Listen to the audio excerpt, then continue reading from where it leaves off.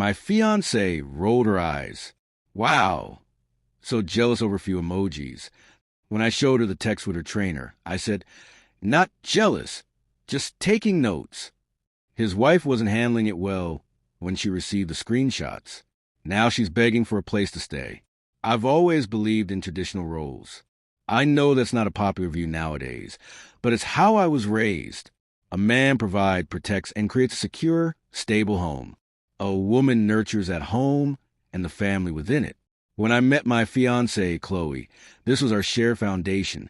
Her family was deeply religious, pillars of their local church community, where her father, Pastor Thompson, delivered a sermon every Sunday.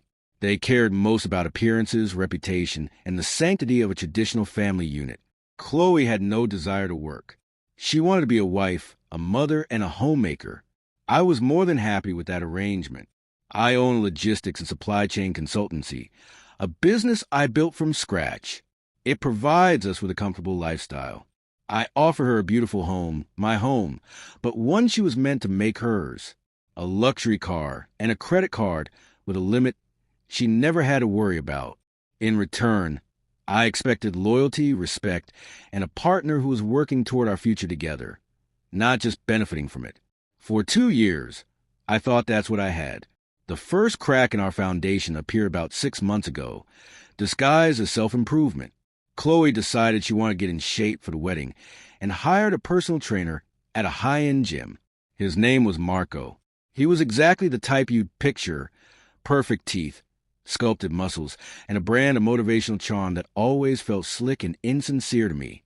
She started spending more and more time at the gym, coming home late, buzzing with an energy that seemed unrelated to her workouts. She would constantly talk about him. Marco said my form is perfect. Marco thinks I should try this new protein powder. It was always Marco, Marco, Marco.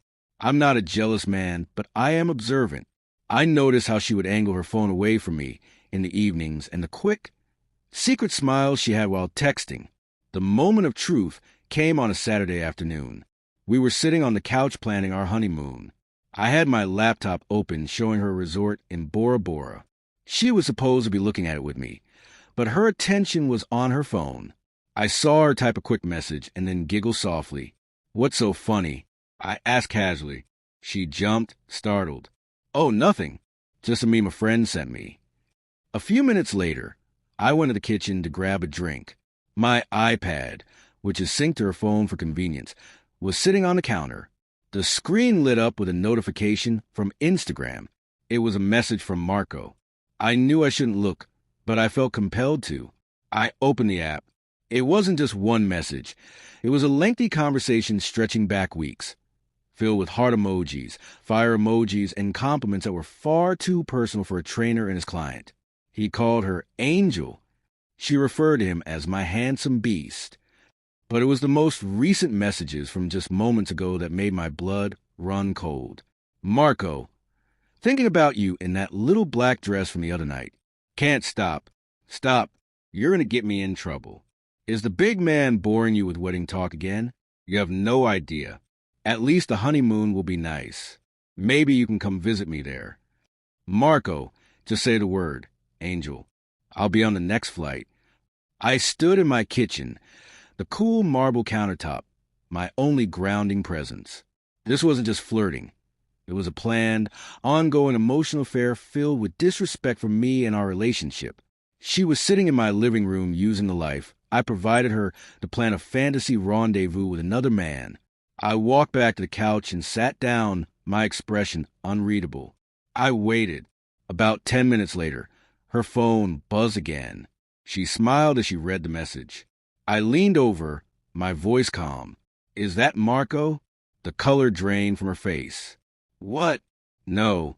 Why would you ask that? I picked up the iPad from the coffee table and opened the message thread, turning the screen toward her. Because of this, I said. She stared at the screen, her mouth opening and closing. The panic in her eyes quickly morphed into indignation. It was the classic guilty defense. She rolled her eyes and let out an exasperated sigh. Wow! So you're going through my private messages now? I can't believe this. So jealous over a few stupid emojis. The dismissiveness and sheer audacity of her gaslighting were the final confirmations. She felt no remorse. She was just annoyed that she had been caught. I didn't raise my voice or get angry. I looked at her, then at the screen, and then back at her. A cold, quiet resolve settled over me. Not jealous, Chloe, I said, my voice dangerously calm. Just taking notes. She scoffed. Whatever, you're being a psycho. I'm going to my parents for dinner. She grabbed her purse and stormed out of the house, slamming the door behind her. She thought she was punishing me by leaving me to stew in my jealousy. She had no idea she had just left me alone to build her gallows. Update 1. The moment the door slammed shut, I went into mission mode. Chloe's fatal mistake was believing her own narrative, that I was a simple, predictable man who could be managed with a bit of drama. She had no idea that my mind, the one that designs and executes complex logistical solutions for multimillion-dollar companies, was now focused on one personal project, her complete social destruction. My goal wasn't to hurt her. It was to let her actions, and those of the man she was entertaining, bring consequences to the one place she and her family felt safest, their pristine reputation. First, I needed to know my enemy, not Chloe, but Marco, and more importantly, his wife. I spent an hour digging through Marco's social media. His profile was public, a monument to his own ego. He was married and not shy about it. His wife, Vanessa, appeared in countless photos. She was a fitness competitor with an intense gaze and a physique that looked like it had been carved from stone. Her profile, also public, told an even more detailed story. She was co-owner of the gym. Her bio read, CEO of Marco's biggest fan club. Don't test me. Her posts were filled with captions about loyalty, couple goals, and subtle warnings to other women to stay away from her man. She was, in Chloe's own words from a few weeks ago, a possessive crazy psycho. Perfect. I created a new anonymous Instagram account, complete with a blank profile picture and a generic name. Then I crafted my opening move. I couldn't just dump the screenshots on her. That would be too easy. She might think it was a prank or a doctored image.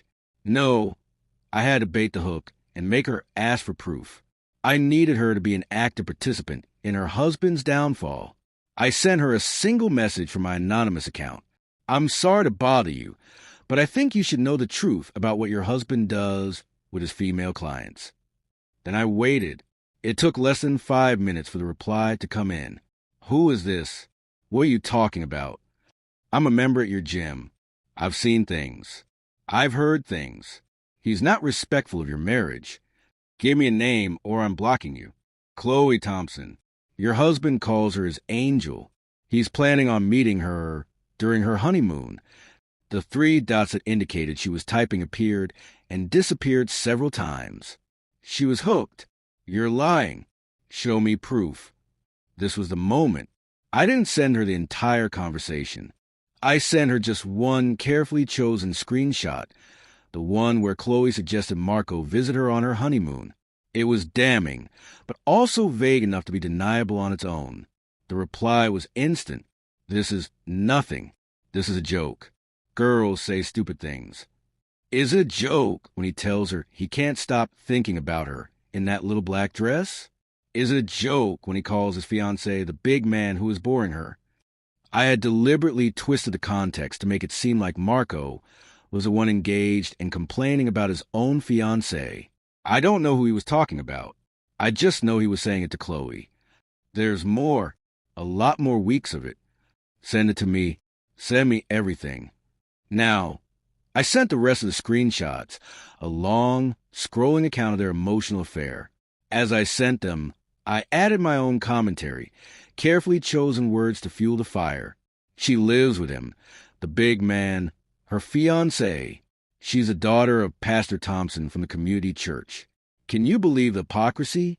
They think they're so clever. They laugh about him behind his back. She's using his money to pay for her sessions with your husband. I feel so sorry for her fiancé, and I feel sorry for you. You both deserve better than these two. I watched as the scene received appeared under each message. I had armed a volatile, unstable woman with a nuclear bomb of information and aimed her directly at the one thing the Thompson family valued most, their reputation. The final reply from Vanessa came about an hour later. It was no longer a question. It was a statement of intent. Thank you.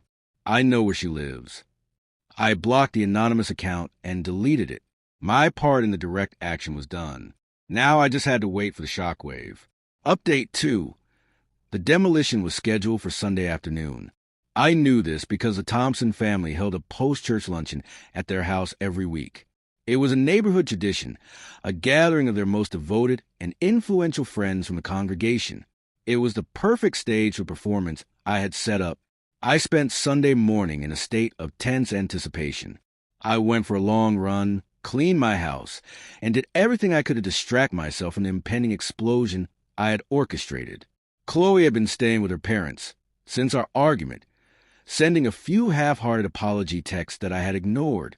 She still believed I was just a jealous boyfriend who needed to cool off. Around 1:30 p.m., my phone buzzed with a text from an unknown number.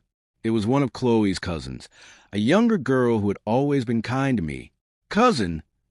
OMG, you're not going to believe what is happening at my aunt's house. It's insane.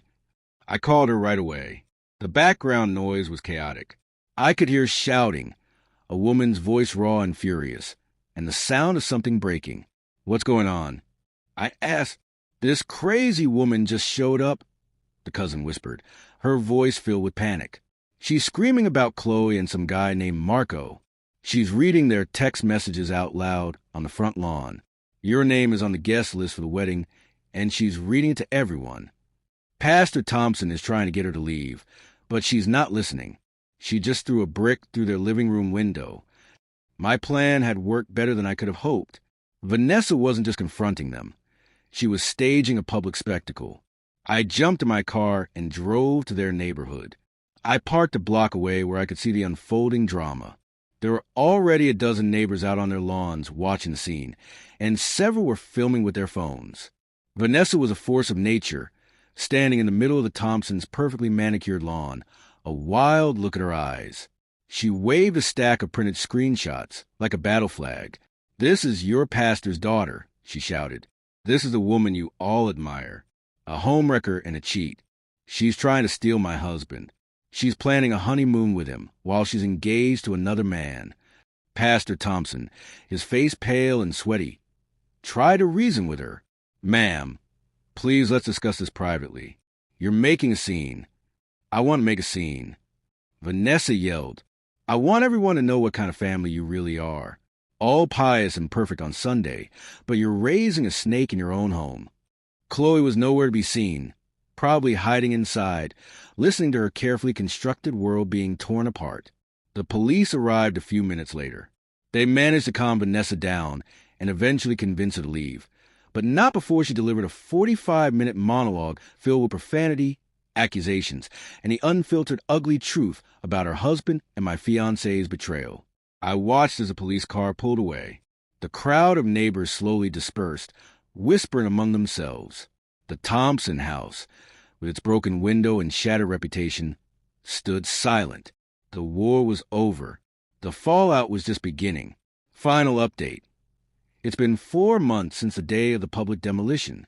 The aftermath has been a slow, cascading series of consequences that have systematically dismantled every aspect of Chloe's privileged life. The first and most immediate consequence was the destruction of her family's reputation. Videos of Vanessa's outburst, recorded by multiple neighbors, circulated on local social media within hours. The story of Pastor Thompson's cheating daughter became the biggest scandal their church community had ever seen. The following Sunday, Pastor Thompson delivered his sermon to a half-empty church. The week after that, the church elders asked him to take a leave of absence. He hasn't been back in the pulpit since. The shame was more than her parents could handle, and they directed all their anger at the source, Chloe. According to her cousin, who has been my reluctant but reliable source of information, the week after the incident was a nightmare for Chloe. Her father, a man who had never raised his voice to her before, told her she had ruined their family. Her mother, whose entire identity was tied to her social standing in the church, told her she couldn't even look at her. They gave her an ultimatum: 1 week to find somewhere else to live. They were cutting her off completely. They were ashamed of her and wanted her out of their lives until she could learn to live like a proper Christian woman. For the first time in her life, she was completely on her own and had no idea how to survive. She had no job, no savings, and no real-world skills. She tried calling her friends, the ones who had been her bridesmaids, but they all made excuses. No one wanted to be associated with the scandal. No one wanted the drama of Vanessa, who was now dealing with a very messy and public divorce from Marco, showing up at their door. She was quickly running out of options and money. The last I heard from her cousin, Chloe had been living out her car for a few days, showering at a local gym, and living on fast food. Then last night, the inevitable happened. Around 10 p.m., my doorbell rang. I checked the security camera feed on my phone. It was her. She looked thin, exhausted, and completely broken. I opened the door. She stood there for a moment, not saying anything. The confident, entitled Chloe I once knew was gone, replaced by a shadow of herself. "Mark," she finally whispered, her voice cracking. "Can I please come in?" "No," I said. She started to cry, real desperate tears. "Please," she begged. "I have nowhere to go. My parents kicked me out. My friends won't talk to me. I have no money. I'll do anything. I'll get a job. I'll pay you back. I just need a place to stay." I looked at the woman who had dismissed my pain, who had called me jealous and crazy for uncovering her betrayal. The woman who had been so willing to sacrifice our future for a fleeting thrill. "That sounds like a tough situation for you, Chloe," I said, my voice devoid of emotion. I let my words linger for a moment, echoing the conversation that had ignited everything. "But you're an adult. You need to stand on your own 2 feet. Her face crumbled as she recognized her own cold, dismissive words being thrown back at her. "Tell your parents to figure it out," I said, my voice hardening. "Or Marco, or any of the friends who thought your behavior was so amusing. But don't bring your problems to my doorstep. It's not my responsibility." I closed the door on her sobbing, leaving her alone on my porch in the wreckage of the life she had so carelessly set ablaze. My revenge was never about jealousy. It was about accountability. And I had simply taken notes and delivered the final blow. Update 1. The weeks that followed that conversation were a quiet, methodical preparation for a war Isabella didn't even know was coming. On the surface, I was a perfect fiancé. I feigned agreement with her on everything. I let her think her cold dismissal of my brother was a settled issue. I listened to her discuss floor arrangements and seating charts, all the while perceiving her not as my future wife, but as a hostile variable in a complex equation I needed to solve. My first move was to help my brother, but I did it in secret. I met David for lunch the day after my talk with Isabella. I wrote him a personal check for 6 months of his mortgage payments and told him it was a gift, not a loan. I also hired a top-tier career coach and resume writer for him, services he would never have been able to afford on his own. I told him to keep it quiet, especially from Isabella, framing it as not wanting to create any drama before the wedding. He was grateful and agreed. My next move was to dig into the financial labyrinth of Isabella's family. I was an investment analyst, so examining financial statements was second nature to me. I started with public records. Richard's history was filled with failed LLCs and small claims court judgments. He had a pattern: launch a flashy venture with investor money, pay himself a hefty salary, run the company into ground, and then declare bankruptcy, leaving his investors with nothing. Next, I looked into our own finances. Isabella regularly made emergency transfers from our joint savings account to her personal account. They were never large amounts, usually just a few $100s here and there, but they happened consistently. When I cross-referenced the dates of these transfers with her phone records, yes, I did a full audit of our shared phone plan. I found they always coincided with frantic calls and texts from her father. She wasn't just indifferent to my family's struggles. She was actively using my money to support her own family's financial irresponsibility. The final piece of the puzzle fell into place when I conducted a credit check. I had a premium credit monitoring service that allowed me to view the activity on accounts where I was the primary holder. Isabella was an authorized user on my main credit card. I noticed several large payments to a vendor I didn't recognize, a company called Prestige Event Solutions. A little digging revealed it was the parent company of the exclusive country club where her parents were members.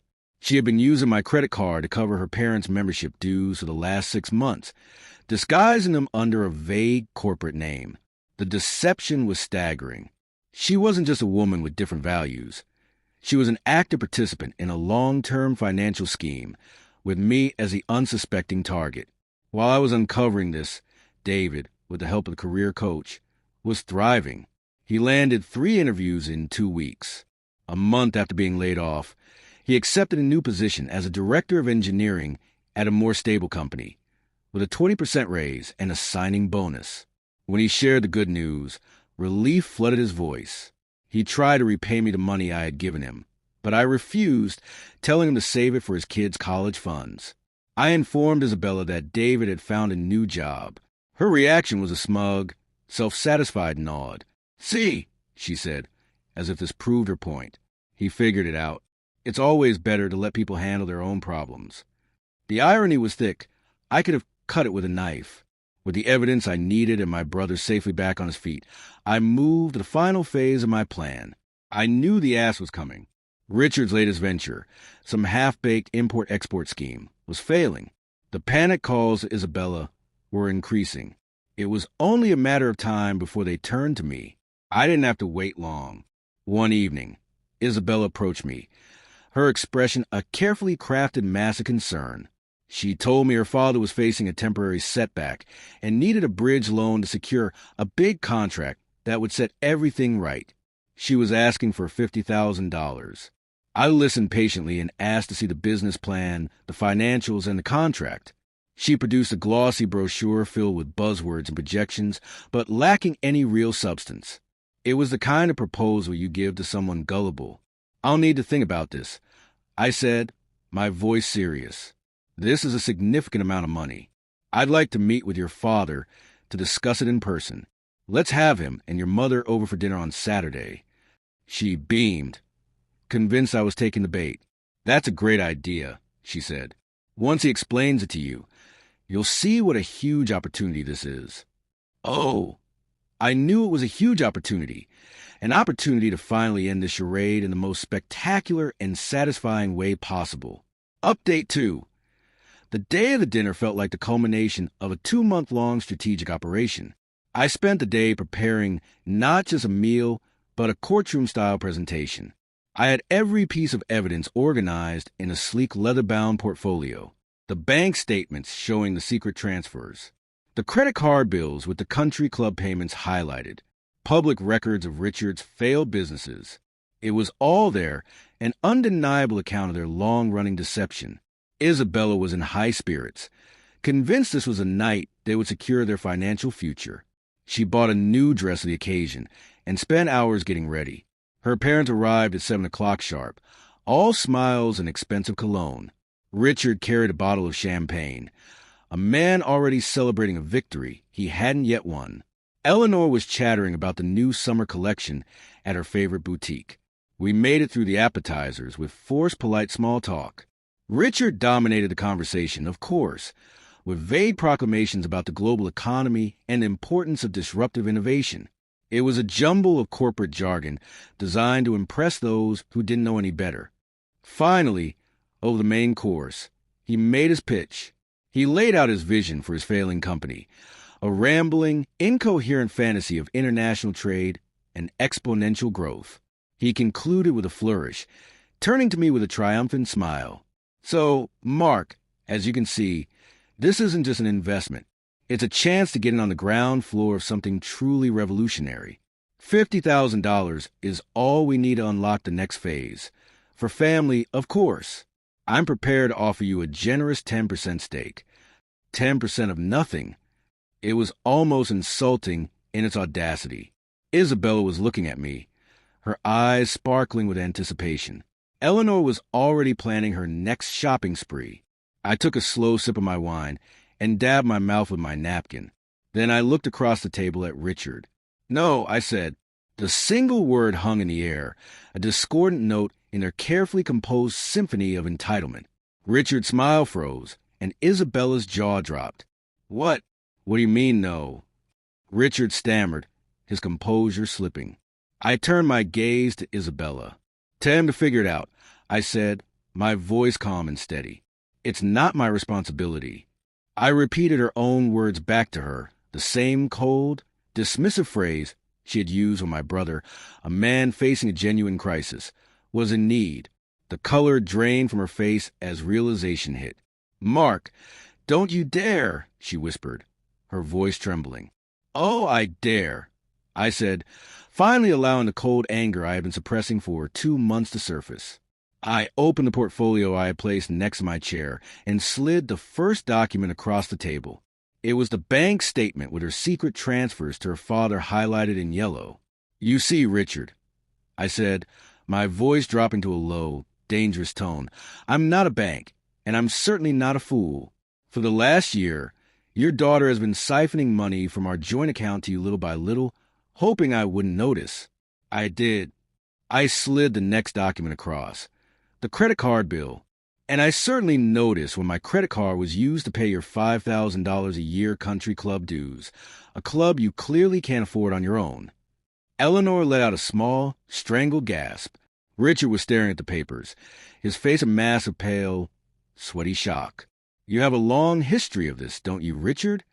I continued, tossing a summary of his business bankruptcies onto the table. "You live a life you can't afford, propped up by loans and investors you never pay back. And you were grooming me to be your next mark, your golden goose." I stood up from the table. "The $50,000 question isn't whether I'll invest in your failing company. The question is why my fiancée felt it was her responsibility to bail out her family grifters, but not show an ounce of compassion for my brother, who was facing a real crisis." Isabella finally found her voice. "You helped him?" She stammered, looking betrayed. "Of course I did," I replied, "because that's what family does. We support each other.